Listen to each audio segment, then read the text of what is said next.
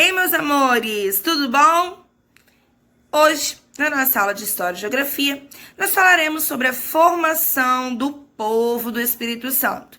Quais grupos, formaram o nosso povo? Vejamos então. Os índios, portugueses e os negros vindo da África. Vamos comigo. Bom, na página 55 do seu livro de História, está falando sobre Henrique, quando ele estudou sobre a formação do povo do Espírito Santo.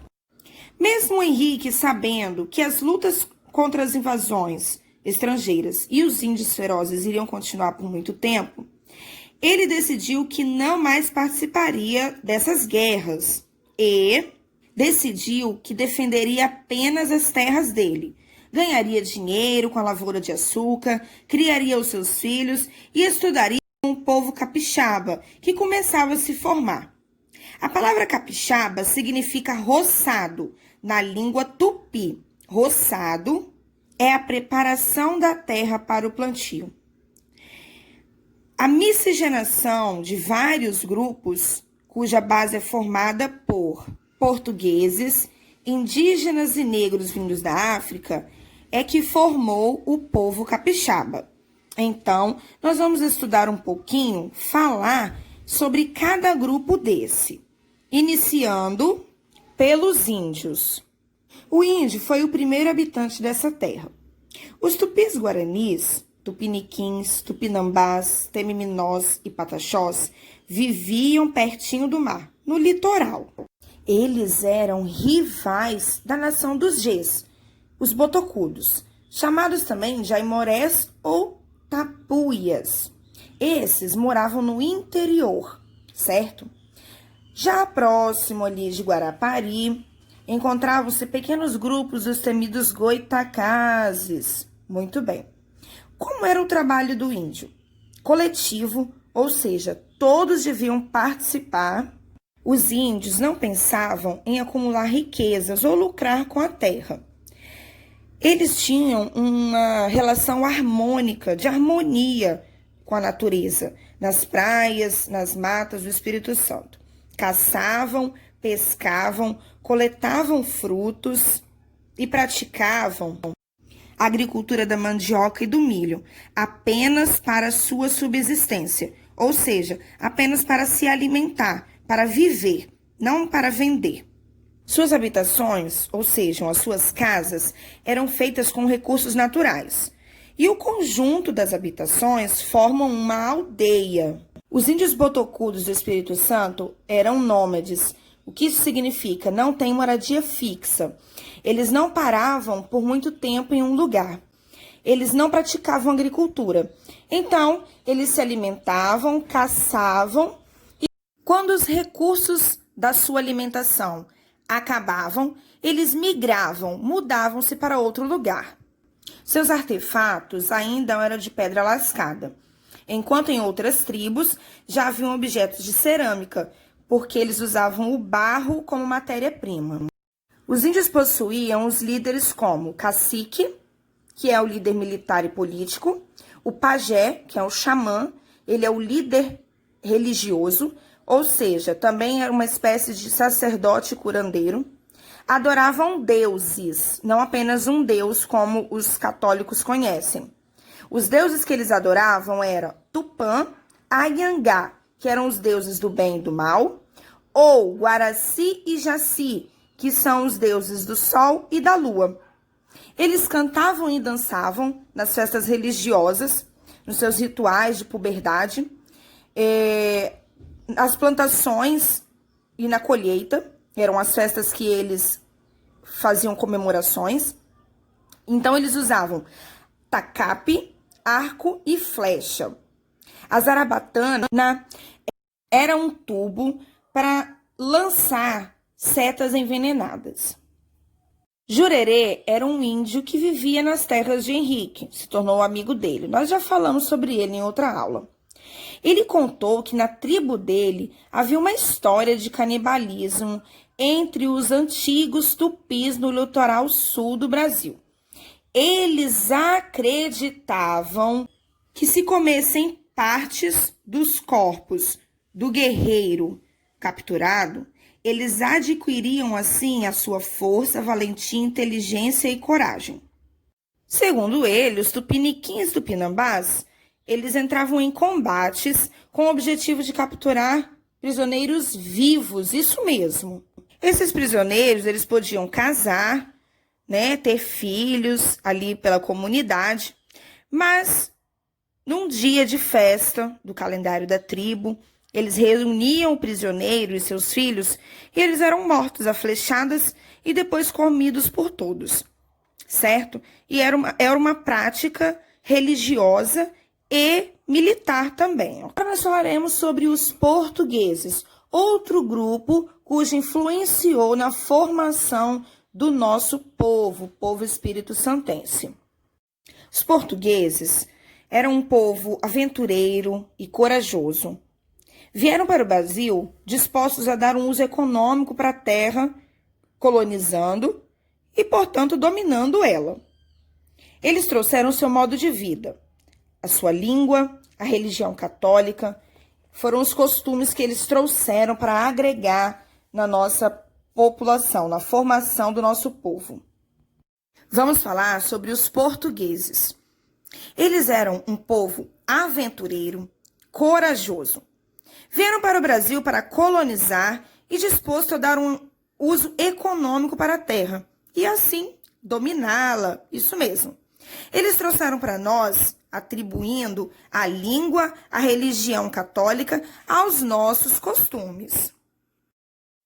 Eles são gente de pele clara e moram há muitos séculos na Península Ibérica, no continente europeu. Portugal é um país pequenininho, certo? Mas eles têm um reino organizado e civilizado. Eles acreditam até que são mais adiantados em relação a muitos outros povos, inclusive os índios, os primitivos da nossa terra. Isso mesmo. Na culinária, eles gostam muito de batata, usam o azeite e o peixe mais saboroso para eles é o bacalhau.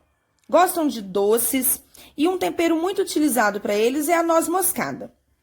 A língua que eles utilizam é o português, formada principalmente pela língua dos romanos, o latim. Eles gostam de música, de dança, são muito trabalhadores, tementes a Deus e a sua religião é a católica apostólica romana.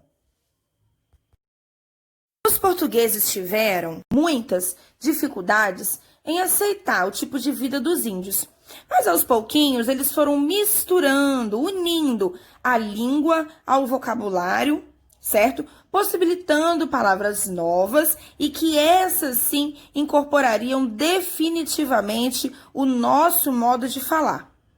Experimentaram também o artesanato, a técnica de pesca e acrescentaram também a culinária, a broa de milho, a muqueca, doces com amendoim, usaram raízes como remédios, isso. Agora, em relação aos deuses e à liberdade dos índios, eles não se adaptaram muito bem, não. Não respeitavam muito, não. Eles também trouxeram doenças desconhecidas para os índios, atiçaram a rivalidade entre eles, porque quiseram fazer os índios de escravos. Pois é. Agora falaremos sobre o terceiro grupo que ajudou na formação do povo espírito-santense. Os negros. Isso mesmo, eles eram escravos. Henrique aprendeu muito com Zoé, uma negra escrava que trabalhava em sua fazenda, que ela contava, né, sobre esse povo de pele escura, como eram as histórias do serviço, né, do trabalho nas plantações de sol a sol, que eles molhavam a terra com o suor do seu rosto e o sangue de seus ferimentos. Essas informações eram verdadeiras histórias de dor e sofrimento. Henrique não acreditava muito em todas elas, mas elas tinham semelhança, pareciam com as histórias contadas por outros negros nos portos de Itapemirim, Vitória ou São Mateus, que era por onde eles chegavam, né, e eram vendidos para fazendas parecidas com a do Henrique. Zoé era do grupo dos bantus, vinda da Cabinda, mas a maioria dos escravos, eles eram sudaneses, embarcavam na Guiné, e por isso conhecidos como negros da Guiné. Eles eram caçados na África e embarcavam no porão de um navio negreiro com toda a sua família. Os negros tinham os braços acorrentados uns aos outros dentro do navio. Essa viagem da África até o Brasil durava em torno de 50 dias. Muitos escravos morriam, adoeciam e eram jogados ao mar. Eles não se alimentavam bem, eles comiam restos de comidas da tripulação e isso fazia com que eles ficassem doentes. Assim como outros negros, Zoé foi separada em lotes, em grupos, certo? E esses grupos eram separados aleatoriamente, então ela se perdeu de sua família, assim como muitos outros negros se perderam. Eles ficavam assim em uma espécie de armazém até serem vendidos. E Zoé foi vendida para Henrique. Agora nós vamos ver como era a instalação da senzala, que é onde Zoé foi após ser vendida para Henrique.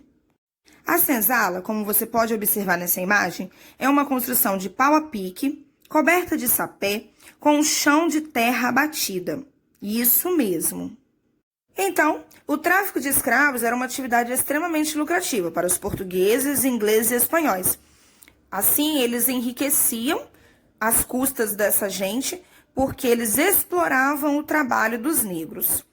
Alguns fazendeiros marcavam seus negros com ferro à brasa, com as letras do seu nome ou a letra F, de fujão.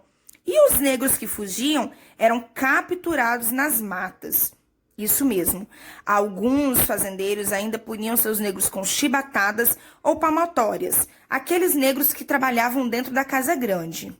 Outros fazendeiros ainda torturavam seus negros, amarrando eles a troncos próximos de casas de marimbondo e de formigueiros e lambuzava eles com mel para que os insetos pudessem atacá-los.